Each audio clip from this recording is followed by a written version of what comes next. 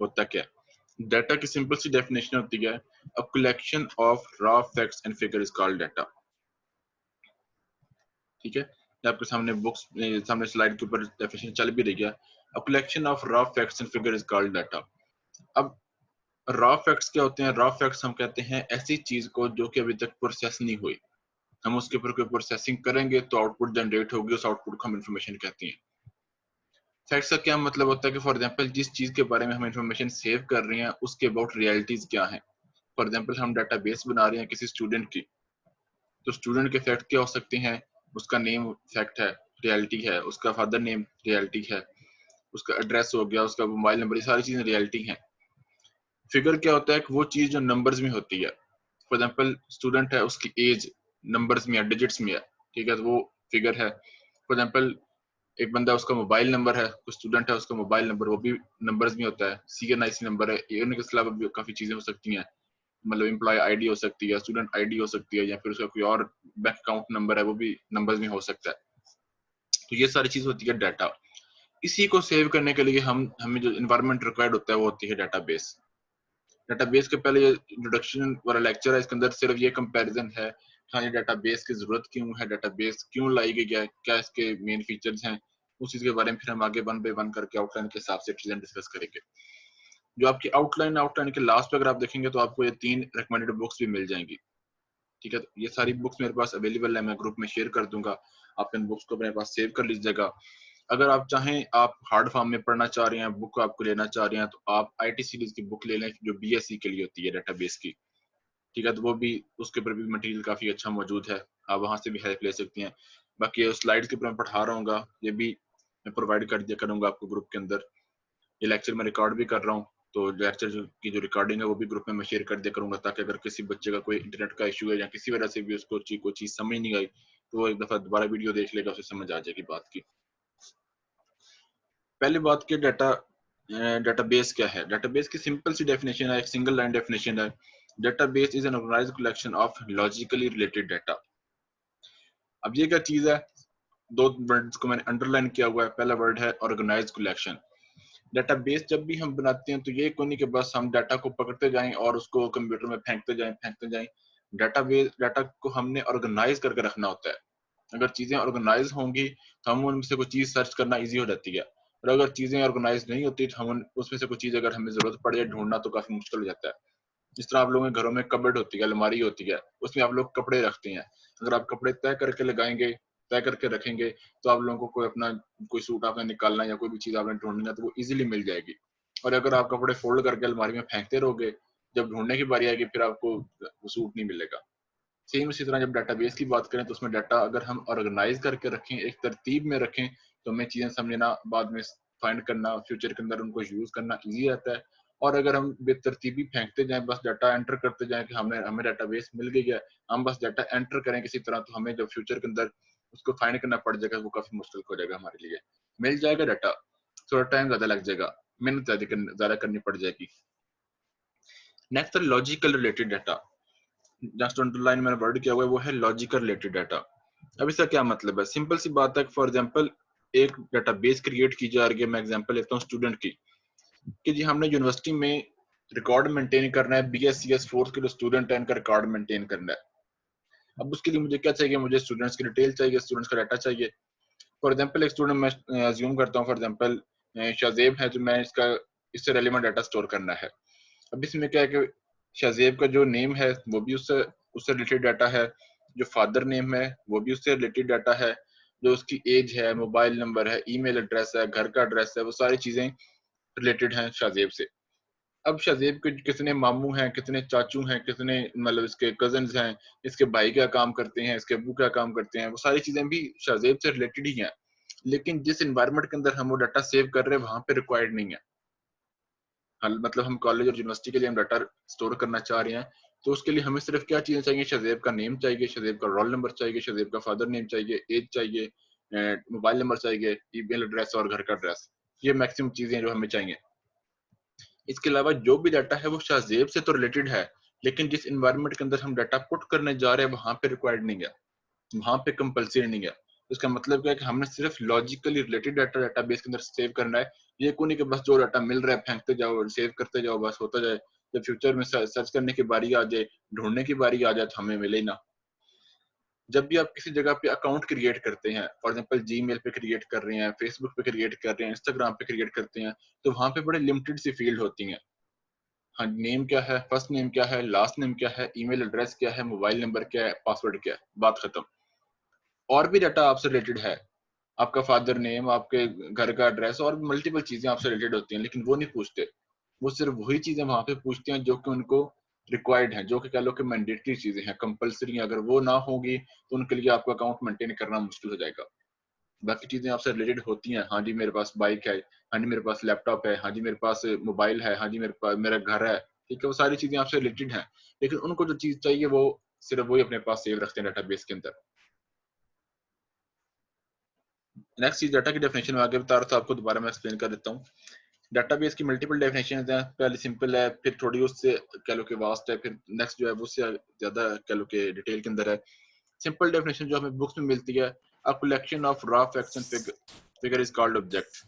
किसी भी चीज के अबाउट कोई भी रैंडम डाटा, उसको हम क्या कहते हैं, रॉ फैक्ट्स एंड फिगर क्या कहते हैं। एक मिनट जी, एक मिनट।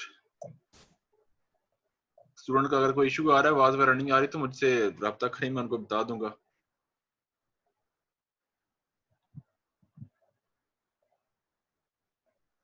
एक मिनट जी, एक स्टूडेंट का इशू आ रहा है, मैं उनको बता लूं।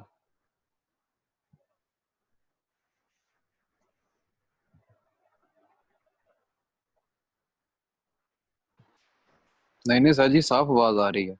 नहीं, वो मुझे इधर यहाँ पे शोर है ना, जिन बच्चों को आवाज नहीं जा रही होती, वो फिर एक स्टूडेंट जाफर को नहीं आवाज जा रही, मैं उनको बता लूं। अच्छा।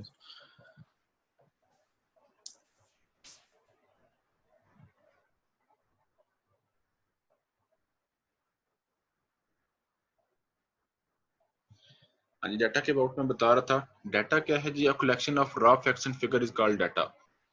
रॉ फैक्ट्स का मतलब क्या है कि ऐसा डाटा जो अभी तक प्रोसेस नहीं हुआ, जिसके ऊपर हमने प्रोसेसिंग करनी है। फॉर एग्जांपल मैं यहाँ पे आपके सामने कैलकुलेटर ओपन कर रहा हूँ। कैलकुलेटर में मैंने डाटा एंटर किया 10+20। अब ये क्या है, ये अभी तक रॉ फैक्ट है, इसके ऊपर प्रोसेसिंग अभी तक नहीं हुई। ठीक है, मैं एंटर करूंगा तो उसने, कंप्यूटर ने प्रोसेसिंग की, प्रोसेसिंग करके उसने मेरे सामने रिजल्ट प्रोड्यूस कर दिया, मेरे सामने रिजल्ट 30 आ गया। ठीक है, तो जो पहले मेरे पास चीज थी वो डाटा था, अनप्रोसेस्ड फॉर्म थी। बाद में मैंने एंटर किया, मैंने इक्वल टू प्रेस किया तो मेरे पास रिजल्ट 30 आ गया। इसका मतलब क्या है, अब ये मेरे पास इंफॉर्मेशन है। अब इस इंफॉर्मेशन को मैं चाहूँ तो मैं सेव कर लूँ, मैं चाहूँ तो इसको किसी और डाटा के, किसी और जगह पे एज अ डाटा यूज कर लूँ इनपुट के तौर पर। नेक्स्ट इसकी डेफिनेशन, नेक्स्ट हेडिंग आ रही है स्टोर्ड रिप्रेजेंटेशन ऑफ ऑब्जेक्ट्स। जहाँ पे एक बात ऊपर उसने बोली है, raw fact and figure about an object. Object का मतलब क्या है, किसी भी चीज के बारे में, हर वो चीज जिसके बारे में हम डाटा सेव कर सकते हैं वो डाटाबेस के अंदर, उसको हम ऑब्जेक्ट कहेंगे। फॉर एग्जांपल स्टूडेंट है, फॉर एग्जांपल टीचर है, फॉर एग्जांपल बुक है, फॉर एग्जांपल कोई एम्प्लॉय है, फॉर एग्जांपल डिपार्टमेंट है। कोई भी चीज जिसके बारे में हमारे पास कोई इन्फॉर्मेशन आ जाए, जिसको हम सेव कर सकते हो, उसको हम ऑब्जेक्ट कहेंगे। ठीक है, जिस तरह इंग्लिश के लिए हम वर्ड यूज करते हैं नाउन, वही सेम चीज यहाँ पे ऑब्जेक्ट है। हर वो चीज जिसके अबाउट हमारे पास कुछ ना कुछ इन्फॉर्मेशन आ जाए, उसको हम डाटा, उसको हम ऑब्जेक्ट कहेंगे।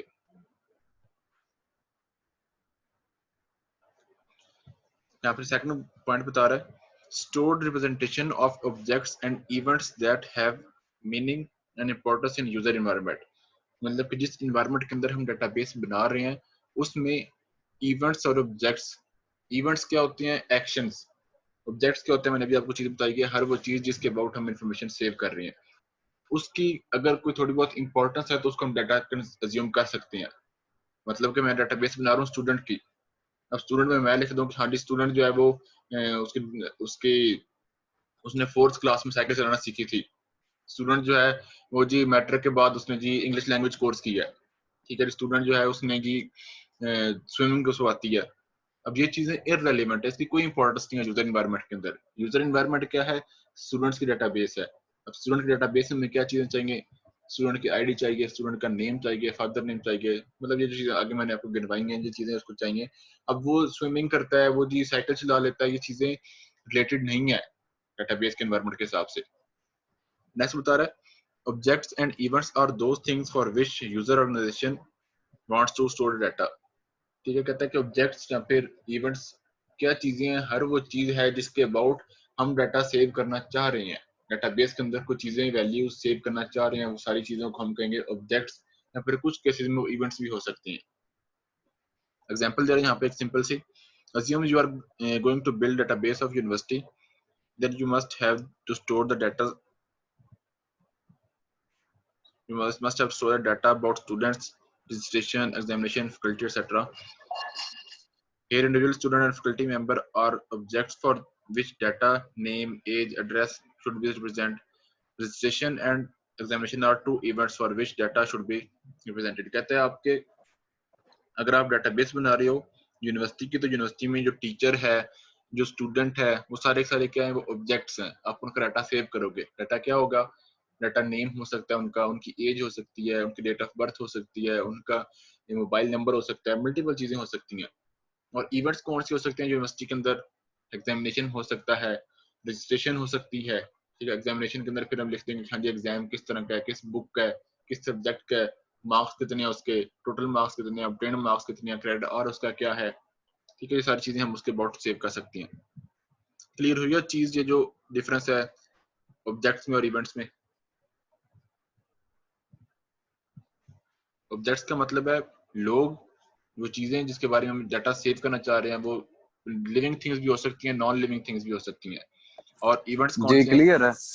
इवेंट्स कौन से, वो एक्शंस हैं जो हम परफॉर्म कर सकते हैं ड्यूरिंग एकेडमिक कैरियर, या फिर जिस चीज के बारे में हम इंफॉर्मेशन सेव करना चाह रहे हैं उसके अबाउट।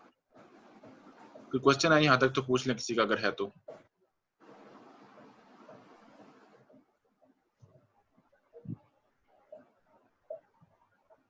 कोई क्वेश्चन है किसी स्टूडेंट का तो पूछ लें यहाँ तक।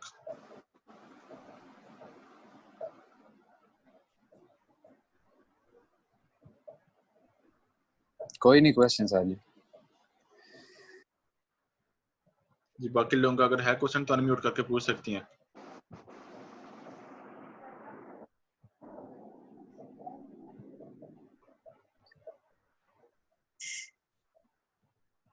नो सर जी। अस्सलाम वालेकुम। वालेकुम अस्सलाम। ठीक है जी, नेक्स्ट देखते हैं। नेक्स्ट है जी लॉजिकली रिलेटेड चीज क्या है। शुरू के अंदर हमने डेफिनेशन पढ़ी है डेटाबेस की, जिसके अंदर हमने पढ़ा है कि database is organised collection of logically related data. तो अब यहाँ पे क्या कर रहा है, वो डाटा एक एग्जांपल लेके लॉजिकल रिलेटेड चीज को समझाने की ट्राई कर रहा है। Logical related means data should be relevant in some context and irrelevant data must not be included। मतलब हमारे पास फॉर एग्जांपल हम चाह रहे हैं कि हम पता करें कि मंडी में कितने लोग पढ़े लिखे हैं। अब हम जी किसी हाउस के अंदर गए, किसी घर में गए, तो वहां से हम डाटा कलेक्ट कर रहे हैं, तो हमारे पास बहुत सारा डाटा आ रहा है। हम उस सारे डाटा को रिपोर्ट के अंदर ऐड नहीं करेंगे, हम सिर्फ वो लिखेंगे हाँ जी बंदे का नाम ये है, बंदे का CNIC नंबर ये है और इसने मैट्रिक किया हुआ है। नेक्स्ट बंदा उसका नाम ये है, उसका CNIC नंबर ये है, हाँ जी इसने MPhil किया हुआ है। क्योंकि हम चेक कर रहे हैं कि मंडी में कितने लोग पढ़े लिखे हैं। अब हम ऐड करना शुरू कर देंगे हाँ जी इनका डेरा है, जो डेरे के ऊपर उन्होंने इतने डंगर रखे हुए हैं, हाँ जी जी इनके पास एक ट्रैक्टर भी गया। तो वो चीजें इररेलेवेंट है। रेलिवेंट चीजें हम सिर्फ सेव करते हैं डेटाबेस के अंदर। एग्जांपल दे रहा है, कहता है assume you are going to collect the data of students in university. In university system, students name, age, qualification, father name will be logically related data and should be included in the database। जो हमारे पास database है उसमें इन चीजों को हम लाजमी add करना है। while number of his sister and brothers, जो आगे मैंने एग्जांपल दिया, मैंने कहा था शदेब के कितने बहन भाई हैं या फिर शदेब के कितने अंकल हैं, वो सारी चीजें इररेलेवेंट है। क्योंकि हम डेटाबेस बना रहे हैं यूनिवर्सिटी की, तो वहाँ पे हमें जो चीजें रिक्वायर्ड है वो क्या है, roll number, name, father name, mobile number, ये सारी चीजें हमें रिक्वायर्ड है। बाकी इररेलेवेंट चीजें हैं वो हम सेव नहीं करेंगे डेटाबेस के अंदर। नेक्स्ट आगे जी ऑर्गेनाइज कलेक्शन। ऑर्गेनाइज कलेक्शन मैंने आपको आगे एग्जांपल दिया है, जिस तरह की मैंने आपको बोला है कबर्ड के अंदर अगर आप चीजें अरेंज करके रखेंगे तो आपको फाइंड करना इजी हो जाएगा, और अगर आप उनको अनअरेंज फॉर्म में रख देंगे, मतलब बेतरतीबी फेंकी होंगी, तो आपको चीजें ढूंढना मुश्किल हो जाएगी। Organise collection mean data should be arrange. Arrange हम कैसे करते हैं, दो हमारे पास मेथड होते हैं, एक होता है असेंडिंग ऑर्डर और एक होता है डिसेंडिंग ऑर्डर। असेंडिंग ऑर्डर में फिर आगे हम डिफरेंट मेथोडोलॉजीज देखते हैं, टाइम के लिहाज से करना, ascending descending, alphabetically ascending descending करना, न्यूमेरिकली असेंडिंग डिसेंडिंग करना, ठीक है, उसके टाइप के लिहाज से असेंडिंग डिसेंडिंग ऑर्डर में करना। तो हम किसी सीक्वेंस में अगर रखेंगे तो हमारे लिए फिर फ्यूचर में सर्च करना इजी हो जाएगा। अच्छा, नेक्स्ट एग्जांपल दे रहा है, डाटा की एग्जांपल एक दे रहा है। फॉर एग्जांपल एक वो कह रहा है कि ये मेरे पास एक डाटा है, अली रावलपिंडी 1 to 4। अब इसमें हम पाकिस्तानी हैं, हमें तो पता है कि अली नाम होता है, रावलपिंडी एक शहर है, लेकिन अगर यही डाटा किसी फॉरेन कंट्री के अंदर लेके जाएं जिनको पता ही ना हो कि रावलपिंडी नाम का कोई शहर भी है, तो वो कहेंगे पता नहीं डाटा क्या है, हमें समझ नहीं लग रही। नेक्स्ट है इस्लामाबाद 1 to 4, ये भी पता नहीं क्या है, समझ नहीं आ रही इसमें से भी। हमें चलो इस्लामाबाद का पता चल गया कि सिटी है, बाकी नहीं कंफर्म हो रहा कि क्या चीज है। इसमें क्या है कि यहाँ पे बता रहा है कि नाम भी है किसी बंदे का या किसी स्टूडेंट का, सिटी भी है, रोल नंबर भी है और एज भी है। अब थोड़ी चीज क्लियर हो गई।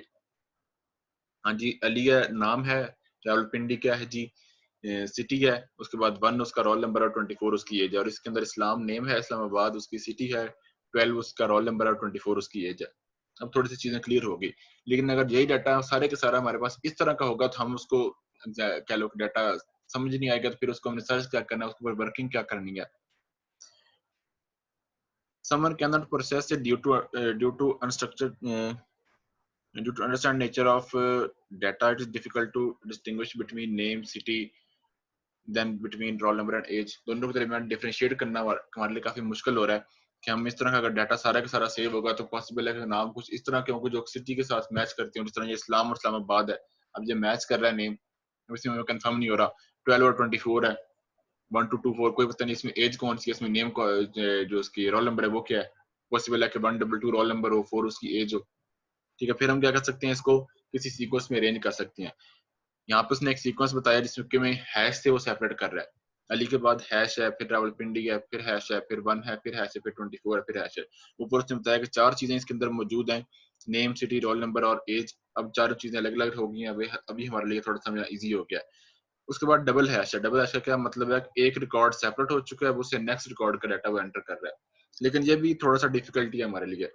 हाँ जी, अगर हम इस डाटा को इस तरह से इस सीक्वेंस में अरेंज कर लें फिर भी चलो थोड़ी बहुत समझ आ रही है बात की, अलग अलग डाटा हो गया, लेकिन ये भी ऑर्गेनाइज कलेक्शन नहीं है।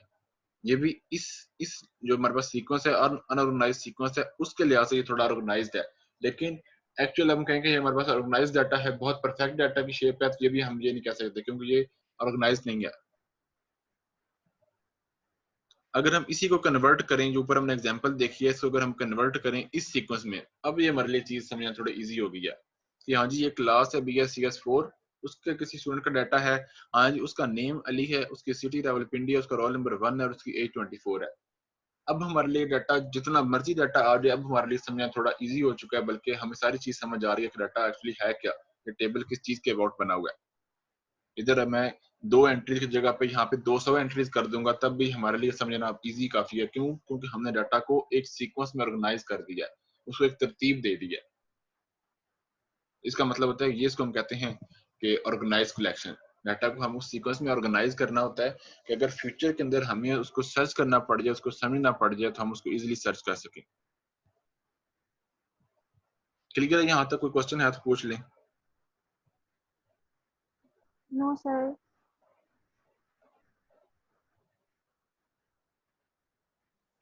हाँ जी, किसी का क्वेश्चन है को पूछ लें।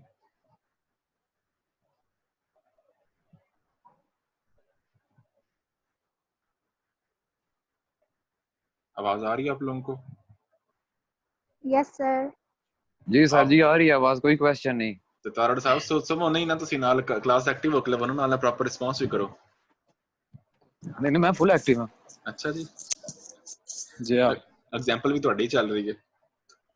जी हाँ, मैं सुन रहा सी अगे।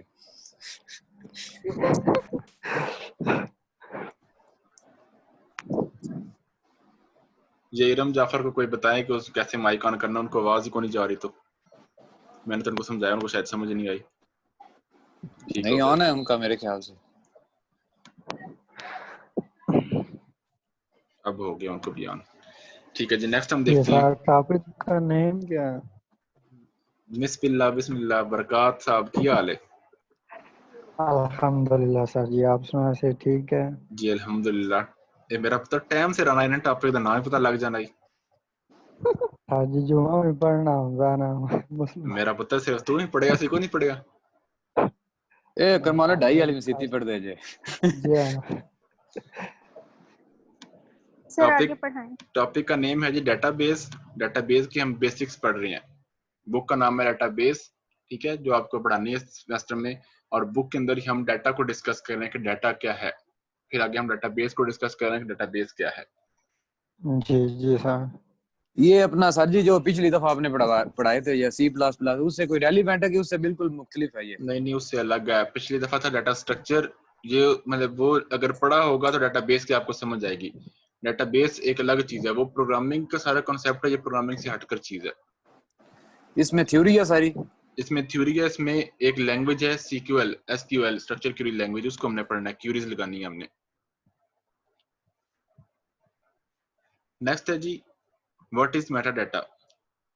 मेटाडाटा एक टर्मिनोलॉजी है, एक टर्म है जो हम यूज करते हैं डेटाबेस के अंदर। मेटाडाटा क्या होता है? Data about data. डाटा के अबाउट डाटा को हम कहते हैं मेटाडाटा। अब डाटा के अबाउट डाटा क्या हो सकता है? फॉर एग्जांपल नेम है अली, एज है फॉर एग्जांपल 20। अब ये चीजें नॉर्मली लिखी हुई थी इस तरह हमारे पास, तो ये समझना काफी मुश्किल हो गया था। अब हमने क्या किया, इसको इस सीक्वेंस में अरेंज किया। इसके टॉप पे हमने ये एक डाटा की लेयर एक्स्ट्रा ऐड कर दिया, एक डाटा की एक लाइन, एक रो एक्स्ट्रा ऐड कर दी है। जो ऊपर वाली चीज है इसको हम कहते हैं मेटाडाटा, जो बता रहा है कि हाँ जी ये जो कॉलम सारे का सारा है, इस कॉलम में एज होगी, ये सारे का सारा जो कॉलम है इसमें रोल नंबर होगा, इस सारे कॉलम में सिटी होगी और इस सारे कॉलम में नेम होगा। और अगर हम इसको सेव करें फाइल को, तो जो फाइल का नाम होगा वो भी मेटाडाटा ही कंसीडर होता है। ठीक है, फाइल का नाम हो गया जो बता रहा है ऊपर कि इसमें डाटा कौन सा डाटा किस चीज को रिप्रेजेंट कर रहा है, किस तरह का डाटा है, उसको हम कहते हैं metadata. Data about data is called metadata, just like in last example name, roll number, age. Age यहाँ पे 2 दफा लिख दिया। Is data that is used to describe actual data, so this additional data is called metadata. जो हमने वहां पे ऊपर एक एक्स्ट्रा लाइन ऐड कर दिया है, जिसकी वजह से हुआ क्या है कि हमें सारी चीज क्लियर हो गई है कि हाँ जी पहली लाइन जो है वो नेम के लिए, पहला कॉलम नेम का, सेकंड सिटी का, थर्ड रोल नंबर और फोर्थ की एज का है। वो जो चीज हमने एक लाइन अंदर एक्स्ट्रा ऐड किया, उस लाइन को हम कहते हैं कि ये जी मेटाडाटा है। Metadata is data that describe the properties and characteristics of and user data and the context of the data. Metadata क्या करता है? आपको बताता है कि एक्चुअल डाटा है क्या चीज, यूजर को एक्सप्लेन करता है, प्लस उसका रीजन भी समझ आ जाता है कि हाँ ये रीजन किस रीजन के लिए डाटा रखा गया है। फॉर एग्जाम्पल स्टूडेंट की अगर डाटाबेस है तो उस डाटाबेस में ये 4 चीजें इंपॉर्टेंट हैं, इस वजह से ये रखी गई हैं। ये जो ऊपर मेटा डाटा है ये भी बता रहा है कि इस कॉलम में क्या चीज आएगी, प्लस वो ये भी चीज बता रहा है कि ये कॉलम में क्यों ऐड की गई है। रीजन क्या है कि कॉलेज के स्टूडेंट की डाटाबेस है और इसके अंदर ये चीजें कंपलसरी है। क्लियर हुआ Meta data? Yes sir. Next है जी वाई डेटाबेस। हम जी डेटाबेस को हम क्यों यूज करते हैं, क्या ऐसी जरूरत हमें पेश आ गई है कि हम डेटाबेस को यूज करें। डेटाबेस को यूज करने का बिल्कुल सिंपल सी लॉजिक है हमारे पास कि पहले हमारे पास सिस्टम था फाइल बेस। आजकल भी पाकिस्तान में अक्सर जगह पे चल रहा है। आप किसी गवर्नमेंट ऑफिस में जाएं तो वहां पे होता क्या है कि एक चौकीदार बैठा होता है बुजुर्ग सा, उसके पास एक रजिस्टर होता है। वो कहता है जी बेटा जी आप अपना शनाख्ती कार्ड दें। वो शनाख्ती कार्ड हम उसको प्रोवाइड करते हैं, वो शनाख्ती कार्ड नंबर लिख रहा है, साथ नाम लिखता है, हाँ जी 10 बज के 40 मिनट पे ये बंदा ऑफिस के अंदर एंटर हुआ है। ठीक है, ये एक ट्रेडिशनल सिस्टम चल रहा है। उसको इम्प्रूव किया गया, उसको लेकर आए जी हम कंप्यूटराइज सिस्टम किया। कंप्यूटराइज फिर हमने क्या करना शुरू कर दिया, हमने एक्सेल यूज करना शुरू कर दिया, हमने माइक्रोसॉफ्ट वर्ड यूज करना शुरू कर दिया। अब एक्सेल और वर्ड में हमें क्या मुश्किलात पेश आ रही थी कि एक फाइल है उसमें डाटा कुछ और पड़ा हुआ है, दूसरी फाइल में डाटा कुछ और पड़ा हुआ है। एक बंदा फॉर एग्जांपल एक स्टूडेंट है, कॉलेज में पढ़ रहा है, एक एक्सेल की फाइल पड़ी हुई है अकाउंट ऑफिस में, एक एक्सेल की फाइल पड़ी हुई है एग्जाम ऑफिस में, एक एक्सेल की फाइल पड़ी हुई है एडमिशन ऑफिस में। स्टूडेंट आया, उसने बोला जी मेरा जो कॉन्टैक्ट नंबर है वो चेंज हो गया, आप काइंडली मेरा कॉन्टैक्ट नंबर चेंज कर दें। अकाउंट ऑफिस में उसने बताया, अकाउंट ऑफिस में फाइल में कॉन्टैक्ट नंबर चेंज हो गया, जो बाकी जगह पे वो कॉन्टैक्ट नंबर पुराना पड़ा हुआ था। मतलब कि जो हमारे पास कंप्यूटराइज सिस्टम आया उसमें डुप्लीकेशन हो रही थी। तो हमने एक ऐसा एनवायरनमेंट लेकर आना था कि जिसमें डुप्लीकेशन ना हो, एक जगह डाटा चेंज करें हर जगह चेंज हो जाए। जिस तरह फेसबुक पे आप अपना जो नेम होता है वो चेंज करते हैं, तो वो पूरी दुनिया में जहाँ पे कोई बंदा देख रहा है तो वो आपका जो न्यू नेम होता है वही शो हो रहा है फेसबुक के ऊपर। व्हाट्सएप पे आप कोई चीज अगर चेंज करते हो तो वो भी पूरी दुनिया में जहां जहां कोई आपका रेलिवेंट व्हाट्सएप आपका देख रहा है उसको वो चीज शो हो रही होती है। ठीक है, तो डेटाबेस का वही एडवांटेज मिल जाता है कि अगर हम कोई चेंज एक जगह पे कर रहे हैं, वो चेंज हर जगह पे हो जाती है। हमें हर जगह पे जाके बारी बारी चेंज नहीं करनी पड़ती। हर ऑफिस में हर जगह हर बंदे के पास जाकर नहीं चेंज करवानी पड़ती कि हाँ जी यहाँ से चेंज कर दो, ये चीज चेंज हो गई है। Database is an essential need of current age due to the following reason। पहले हमारे पास shift from computational to information. पहले हमारे पास क्या होता था कि बस जी डाटा लाते जाओ, डाटा लाते जाओ, डाटा लाते जाओ। अब हम क्या कर रहे हैं, डाटा लेकर आओ लेकिन उसको कन्वर्ट करो उस फॉर्मेट में जो कि यूजफुल हो, उस चीज में कन्वर्ट करो जो कि हेल्पफुल हो, उस चीज में कन्वर्ट करो कि जो फ्यूचर में भी हमारी हेल्प करे, जो कि इन्फॉर्मेशन होती है। अब हम सिर्फ डाटा नहीं लेकर आ रहे होते, अब हम डाटा को कन्वर्ट करते हैं इन्फॉर्मेशन के अंदर। वो जो प्रोसेस्ड फॉर्म ऑफ डाटा होता है उसको हम सेव करते हैं कंप्यूटर में या फिर डाटाबेसेस के अंदर, ताकि फ्यूचर में अगर हम उसको सर्च करें, उसको एक्सेस करें तो वो हमारे लिए हेल्पफुल चीज प्रोड्यूस हो। ये ना हो कि हमें साल बाद दोबारा काम करना पड़े तो हम शुरू से बिल्कुल काम करना दोबारा शुरू कर दें। एक जो वर्किंग हमने की है उसको हम सेव कर लेते हैं, फ्यूचर के अंदर वही वर्किंग हमारी हेल्प कर रही होती है। डाटा इज एवरीवेयर, ये टर्मिनोलॉजी बड़ी कह लो कि कॉमन भी है और बड़ी इंपॉर्टेंट भी है। आप कहीं पे भी अगर देखें अपने आसपास तो आपको डाटा ही नजर आ रहा होता है। इवन कि आप घर में बैठे आप देख रहे हो कि घर में आपके फॉर एग्जाम्पल जो मंथली पैसे लग रहे हैं घर में चीजें लाने के लिए, कितनी इनकम आ रही है, उसका कितना आपका बजट यूज हो रहा है, कितने पैसे लग रहे हैं, वो भी डाटा है। अगर आप अनएवाय यूज करते रहे, हाँ जी पैसे आते जा रहे हैं और आप उनको यूज करते जा रहे हैं, कोई आपने सीक्वेंस नहीं रखा हुआ, तो आप फिर वो कभी भी आप उस चीज को स्टेबल नहीं कर सकते। आप अगर उसका हिसाब रखें कि हाँ जी मैंने यहाँ पे इतने पैसे लगाए हैं, मैंने यहाँ पे इतने पैसे लगाए हैं, तो वो क्या चीज हो सकती है, वो एक डाटा रिकॉर्ड भी मेंटेन हो रहा होगा, प्लस आपके जो पैसे हैं वो एक प्रॉपर सीक्वेंस में यूज हो रहे होंगे। आपको पता होगा कि हाँ जी मैंने इतने लगा दिए, इतने रहते हैं। और अगर वो बस आप यूज करते जा रहे हैं करते जा रहे हैं करते जा रहे हैं तो एक टाइम में वो खत्म हो जाएंगे और आपको पता भी नहीं होगा। हर जगह पे आप देखेंगे आपको डाटा नजर आएगा। ठीक है, किसी भी चीज फॉर एग्जाम्पल आप किसी कॉलेज में या किसी स्कूल में वहां पे आपके अटेंडेंस लगनी होती है, उसके लिए डाटा रिक्वायर्ड होता है। आप किसी बैंक में जाते हो, आप अकाउंट अपना करवाते हो, वहां पे आप डाटा प्रोवाइड करते हो। आपने घर में फॉर एग्जाम्पल इलेक्ट्रिसिटी का मीटर लगवाना है, उसके लिए आपको डाटा की जरूरत पड़ जाती है। इलेक्ट्रिसिटी का बिल पे करना है, उसकी आपको डाटा की जरूरत पड़ जाती है। कोई भी चीज अगर आप देखते हैं अपने सराउंडिंग में, उसमें डाटा हर जगह पे मौजूद होता है। Each and every field of life is incomplete without data. Data is increasing rapidly. Day by day data increase होता जा रहा है। आप सिंपल एग्जांपल ले लें फेसबुक यूजर्स की, व्हाट्सएप यूजर की, या फिर बैंक के अकाउंट्स जो होल्डर है उनके यूजर की। पाकिस्तान में CNIC बन रहा है, कितने लोगों का शनाख्ती कार्ड बन रहा है वो आप देखते जाएं। हर जगह पे इंक्रीज होता जा रहा है, ये कहीं पे भी नहीं हो रहा किसी जगह से डिक्रीज होए। हाँ जी वो फलां बैंक है उसके अकाउंट जो है वो बनना बंद हो गए या फिर अकाउंट कम हो रहे हैं। एक दफा अकाउंट बन गए तो उसके अंदर और इंप्रूवमेंट ही आती जा रही है, वो कम नहीं हो रहे। सिंपल आप जूम की एग्जांपल ले लें, आप जूम पे क्लासेस ले रहे हैं, आज से 6 महीने पहले तक हमें पता ही नहीं था किस तरह का कोई सॉफ्टवेयर भी है, लेकिन अब यूज करते जा रहे हैं। डे बाय डे इसके यूजर्स में इंक्रीमेंट ही होता जा रहा है, इंक्रीज ही होता जा रहा है। ठीक है, तो हर दिन के साथ साथ डाटा इंक्रीज होता जा रहा है। तो हमें डाटा जब इंक्रीज हो रहा है तो हमें एक ऐसा एनवायरनमेंट भी चाहिए कि हम उस डाटा को कहीं पे सेव भी कर रहे हो। ये नहीं कि बस डाटा आता जा रहा है उसको बस देखा और गायब हो गए। हमें उस डाटा को कहीं पे सेव भी करना पड़ता है ताकि फ्यूचर के अंदर अगर हमें जरूरत पड़ जाए तो हम उसको डाटा को एक्सेस भी कर सकें। फॉर एग्जाम्पल आपने किसी बैंक में अकाउंट ओपन करवाया, तो अगर वो बैंक वाले आपकी इन्फॉर्मेशन सेव नहीं करेंगे डाटाबेस के अंदर, तो फ्यूचर में जब आप पैसे डिपॉजिट करवाने जाओगे या निकलवाने जाओगे तो कैसे आप उसके साथ ताउन करेंगे, कैसे आपको वो पैसे निकाल के देंगे या फिर आपके पैसे डिपॉजिट करवाएंगे। उसके लिए क्या क्या है कि वो अकाउंट क्रिएट कर रहे हैं वो साथ डाटा मेंटेन भी करें। डाटा मेंटेन करेंगे तो जब भी आप अकाउंट में पैसे निकलवाओगे या पैसे डिपॉजिट करवाओगे, वो सारी आपके जो अकाउंट है उसकी डिटेल अपडेट होती रहेगी टाइम के साथ साथ। इससे होगा क्या कि उन बैंक वालों के लिए काम करना ईजी हो जाएगा। और अगर कहेंगे आप जाकर कहें जी मैंने वो 3 महीने पहले अकाउंट ओपन करवाया था, मैंने उसमें पैसे जमा करवाने हैं, वो कहें हमारे पास तो डिटेल ही को नहीं है, हमें डिटेल बताओ, दोबारा सारा कुछ बताना पड़ जाएगा। उससे बेटर क्या कि वो उस डाटा को मेंटेन करें। सेम इस तरह आप किसी भी जगह पे एग्जांपल लेते हैं, आप किसी हॉस्पिटल में जाती हैं, आप ये डॉक्टर को चेकअप करवाया, 2 महीने बाद आप दोबारा गए हो तो आपने बोला जी वो मैं लास्ट टाइम मैंने चेकअप करवाया था, तो अब इतना मुझे ठीक हुआ हूँ, या फिर मैं अब मुझे बीमारी में ज्यादा मतलब के इंक्रीज हो गया, मुझे अब ज्यादा तकलीफ हो रही है। वो डॉक्टर कहेगा जी मुझे दोबारा से सारी बातें बताओ कि हाँ जी आपने क्या बीमारी थी, आपको मैंने आपको कौन सी दवाई दी थी।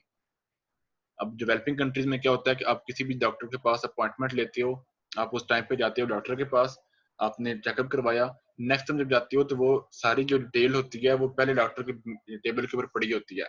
हाँ, इस बंदे का नाम ये है, इसकी पेशेंट आईडी ये है, या इससे 2 हफ्ते पहले इसने चेकअप करवाया था, उस टाइम इसको ये बीमारी डायग्नोज हुई थी, ये वाले इसको हमने ट्रीटमेंट किया था, ये हमने इसको मेडिसिन दी थी, इतने टाइम के लिए हमने इसको रेस्ट दिया था, ये चीजें हमने प्रिकॉशंस दी थी कि ये चीजों से आपने परहेज करनी है, अब इसकी बीमारी में इतना इम्प्रूव है। वो जो डॉक्टर है उसको जो सारी वो राम कथा है हमें दोबारा नहीं बतानी पड़ती, वो सारी उसके टेबल के ऊपर मौजूद होती है, वो उससे आगे प्रोसीडिंग करता है। लेकिन पाकिस्तान में क्या होता है कि हमें बताना पड़ता है प्रॉपर कि हाँ जी मैं 2 हफ्ते पहले आया तो मैंने यह बीमारी है, तो मैंने दवाई दी, मैंने कोई फर्क नहीं पाया, बात ही खत्म कर देते हैं, हमें फर्क नहीं पड़ा। तो डॉक्टर फिर सारी दोबारा से टेस्टिंग करता है, दोबारा से वो सारी चीजों को चेक करता है और बाद में फिर को नई ट्रीटमेंट दे देता है, नई कोई दवाई दे देता है। इसका मतलब क्या है कि हमारे पास हम कोई भी अगर फील्ड देखें, उस फील्ड में data day by day increase होता जा रहा है, हमें उस डाटा को मेंटेन करने के लिए किसी एक ऐसे सेटअप की जरूरत है कि जहाँ पे वो डाटा सेव रहे, अगर हम फ्यूचर में जरूरत पड़ जाए तो हम उस डाटा को एक्सेस कर सकें। तो वो जो सेटअप है, वो जो इन्वायरमेंट है, वो डाटा बेस है जो कि हमें इस काबिल बनाता है कि हम डाटा को सेव कर सकें और फ्यूचर के अंदर यूज भी कर सकें। फॉर एग्जाम्पल आप लोगों का जो है यूनिवर्सिटीज या फिर बोर्ड की इन्फॉर्मेशन है, आपको आपका मैट्रिक आपने 2 3 4 साल पहले किया मैट्रिक, अब आपको जरूरत पड़ गई कि हाँ जी आपको रिजल्ट कार्ड नहीं मिल रहा, तो आप चाहते हैं कि मेरे रिजल्ट कार्ड की एक कॉपी मुझे कहीं से मिल जाए तो मैं उसको आगे फिर यूज कर लूँ। तो अगर बोर्ड यूनिवर्सिटी वाले उस रिकॉर्ड को मेंटेन नहीं करेंगे तो आपका रिजल्ट वो कैसे देंगे? अब तो सिंपल और सिंपल वे हो गया कि आप वेबसाइट के ऊपर रोल नंबर लिखो, एंटर करो, आपका रिजल्ट आपके सामने, चाहे 2 साल पुराना है, चाहे 4 साल पुराना है, चाहे जितने साल पुराना है, आप ईयरली बेस पे साल सेलेक्ट करके, रोल नंबर सेलेक्ट करके, क्लास सेलेक्ट करके आप रिजल्ट निकाल सकती हैं। अगर उन्होंने रिजल्ट मेंटेन ही नहीं किया हुआ होगा तो उनके लिए वो काफी मुश्किल हो जाएगा। हाँ जी, कोई चीज कोई क्वेश्चन है जहाँ तक तो पूछ लें। No sir. कोई क्वेश्चन नहीं सर जी। ठीक है जी, अभी क्लास एंड होने है तो आपने दोबारा ज्वाइन करना है, अभी 40 मिनट की क्लास है तो उसके बाद दोबारा आपने ज्वाइन करना है। ठीक है, लिंक में दोबारा एंड भी हो जानी है जी जी, 40 मिनट लिमिट है इसकी जी। अच्छा जी, उसी लिंक पे दोबारा क्लिक करके ज्वाइन कर लीजिएगा। जी यस ठीक सर। है।